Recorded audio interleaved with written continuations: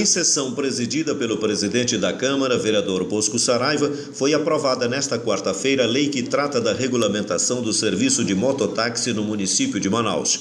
De acordo com o projeto, o mototaxista deve ter 21 anos completos, possuir habilitação por pelo menos 2 anos na categoria e ser aprovado em curso especializado, além de outras exigências do CONTRAN.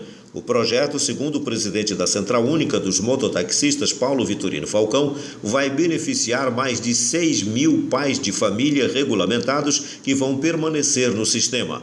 O vereador Bosco Saraiva, ao final da sessão, falou da luta pela regulamentação da profissão de mototaxistas. Estamos comemorando aqui um dia especial para a cidade de Manaus, para a Prefeitura do Arthur, para a Câmara Municipal, também presidida pelo PSDB, que é o início da reorganização do transporte coletivo na nossa cidade.